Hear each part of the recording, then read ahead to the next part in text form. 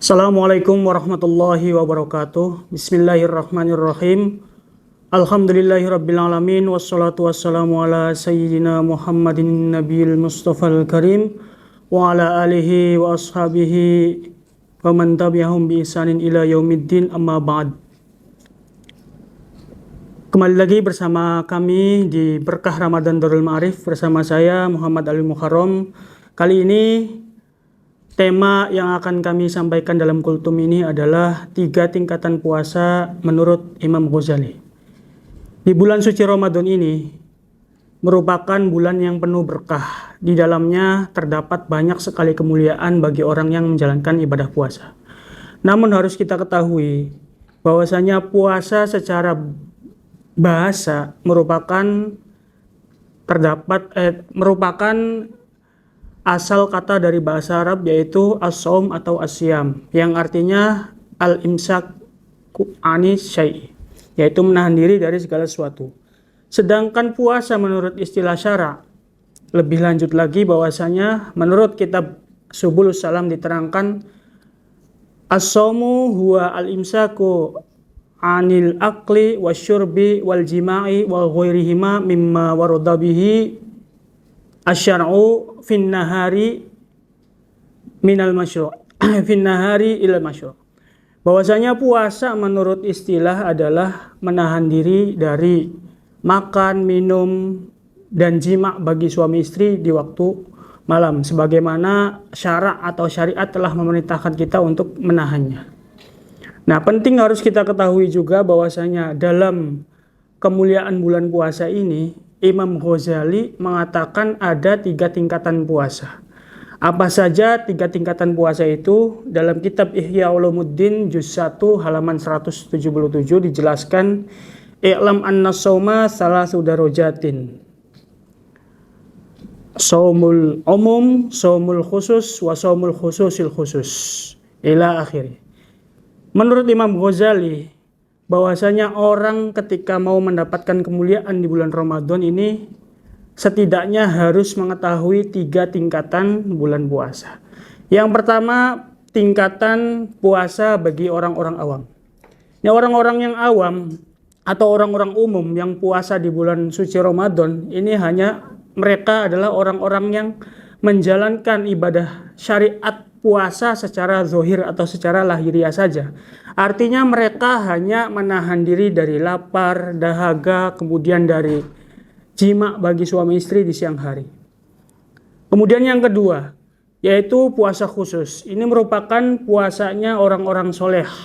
Nah, derajat puasa khusus ini lebih naik lagi atau tingkatan yang kedua, bahwasanya mereka tidak hanya menahan diri dari lapar dan dahaga, tidak hanya menahan diri dari godaan-godaan syahwat lahiriah, tapi bagi orang-orang yang berada di tingkatan ibadah puasa khusus ini atau orang-orang soleh ini, mereka juga menahan diri dari mata yang melihat segala sesuatu yang tidak dibolehkan dalam agama, dari mencegah diri dari pandangan selain daripada yang dibolehkan dalam agama, menjaga lisan, menjaga kaki, dan menjaga seluruh anggota tubuh lainnya dari perkara-perkara yang menyebabkan dia berdosa, baik itu dosa kecil maupun dosa besar.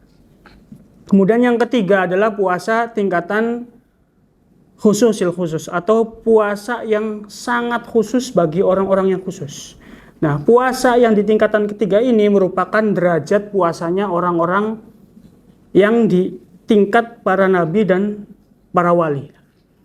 Nah, bagi mereka yang berada di tingkatan puasa yang ketiga ini, mereka sudah melewati fase 2 puasa tingkatan yang pertama. Artinya, mereka tidak hanya menahan diri dari makan minum, tidak menahan diri dari syahwat jima di siang hari, tidak hanya menahan diri dari anggota-anggota badan yang dapat menyebabkan seseorang itu melakukan perbuatan dosa, baik matanya, lisannya, kupingnya atau telinganya, dan lain sebagainya.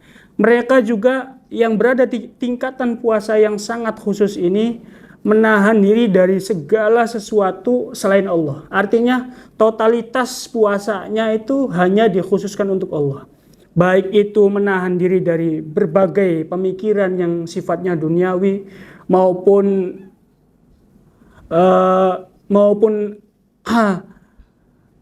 himmah dalam agama yang bertentangan dengan syariat agama itu sendiri. Dalam tingkatan puasa yang kedua, ini penting juga harus kita pahami bahwasanya banyak sekali orang-orang kita yang melakukan puasa tapi hanya menahan lapar dan dahaga saja. Seperti halnya hadis Nabi mengatakan rubba shaimin hadzuhu min siyamihi al-ju' wal 'atas. Banyak sekali orang puasa yang dimana puasanya itu hanya menahan lapar dan dahaga saja. Artinya apa? Pahala puasanya tidak dia dapatkan. Kemudian ulama juga mengatakan bahwasanya kam min shaimin muftiratin wa kam min shaimin muftirin. Banyak dari orang puasa yang membatalkan puasanya dan banyak juga orang yang tidak puasa tapi sebetulnya puasa. Nah, menurut perkataan para ulama ini bahwasanya ada orang puasa tapi hakikatnya nggak puasa. Tapi sebaliknya ada orang yang tidak puasa tapi hakikatnya puasa. Maksudnya bagaimana? Orang puasa yang tidak puasa adalah orang yang hanya menahan diri dari lapar dan dahaga, sedangkan perkara-perkara yang sifatnya maksiat, perbuatan dosa dia masih melakukan. Begitupun sebaliknya, ada orang yang menahan diri dari perbuatan dosa, baik dosa kecil maupun dosa besar, tapi dia makan dan minum. Nah, itu menurut perkataan ulama. Nah, agar kita mendapatkan kemuliaan di bulan suci Ramadan ini, maka alangkah baiknya kita tidak hanya fokus pada level puasa yang pertama, syukur-syukur kita juga bisa naik derajat kepada tingkatan yang kedua, apalagi kita bisa mencapai derajat puasa khususil khusus atau puasa yang sangat khusus, di mana puasa ini kita gunakan hanya untuk Allah dan hanya karena Allah. Jadi tidak ada segala sesuatu yang membuat seseorang yang sedang puasa itu memalingkan pandangannya, memalingkan telinganya, memalingkan hatinya dari segala sesuatu selain Allah. Itu saja mungkin yang dapat saya sampaikan pada kesempatan kultum kali ini. Kurang lebihnya mohon maaf. Wallahul muwaffiq ila aqwamit thoriq. Assalamualaikum warahmatullahi wabarakatuh.